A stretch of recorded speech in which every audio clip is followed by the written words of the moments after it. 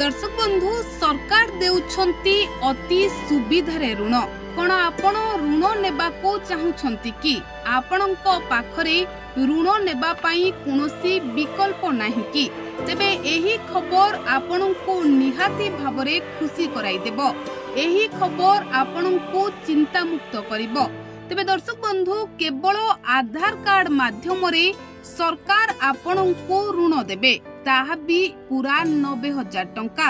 तेबे केउ माने एहार लाभ उठाई परिबे ना समस्त को सरकार एही ऋण जोगाई देबे। आसंतु संपूर्ण खबर उपरे नजर पकाइबा। दर्शक बंधु एबे देश रे बेकारी मानक संख्या वृद्धि पाउछि।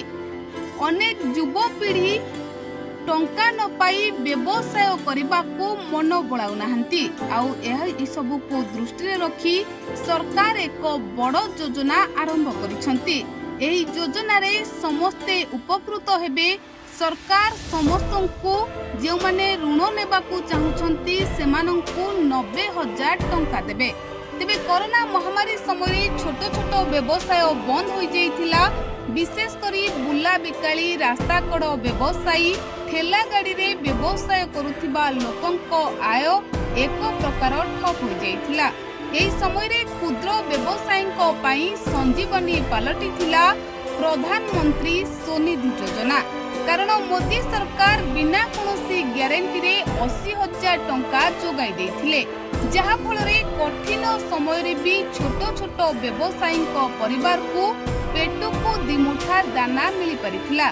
तेबे प्रधानमंत्री स्वनिधि योजना रे एकाथर के 90,000 टंका मिली परिबो नाही। कोनोसी व्यक्ति निजर व्यवसाय आरंभ करिबा पई आवेदन करंती तेबे प्रथमे तांको 15,000 टंकार ऋण मिलिबो। एही ऋण राशि निर्धारित समय रे परिशोध करा गले हे स्कीम अधीन रे परवर्ती समय रे 25,000 टंकार ऋण पाई परिबे। एही ऋण परिशोध करिबा परे व्यवसायी एकाथरके 50,000 टंका ऋण पाइबा पई योग्य विवेचित हेबे।